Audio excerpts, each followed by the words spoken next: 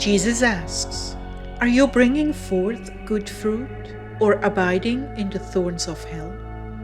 October 28th, 2016.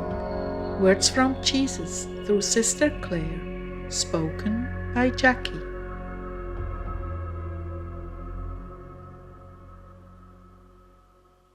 Jesus began, Dear ones, make a resolution in your hearts to put aside all grumbling, resentment, bitterness. Make a firm resolution, dear ones. This is the number one inroad for Satan to turn your lives sour. He gains your consent when he causes trouble. Your anger is your stamp of approval on his gift of a bitter seed with a demon to tend it in the garden of your hearts. Can you imagine what the garden of your heart looks like when it is overgrown with bitterness?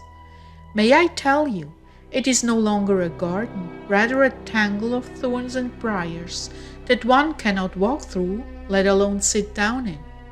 There are no flowers there, no fruits, only skanky tangles of shrubs with sharp thorns whose tips are poisoned. There is no rest or nourishment in this garden. Rather, it is a representation of hell on earth. This indeed is what becomes of the soul who entertains bitterness.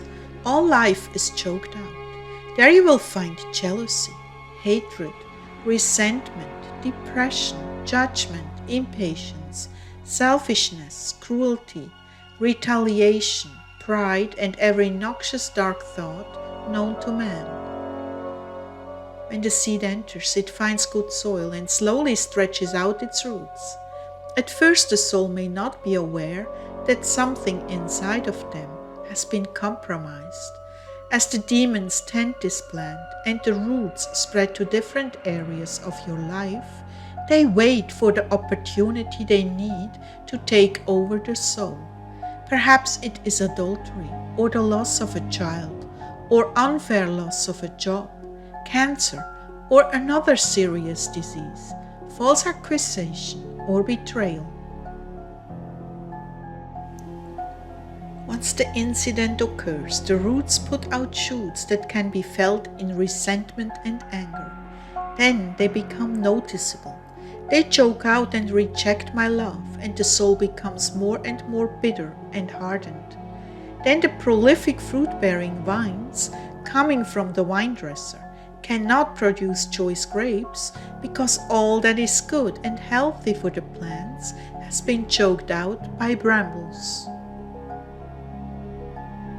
Thus, though you think you are abiding in the vine and bringing forth fruit, in reality you are abiding in the thorns of hell, in bitterness.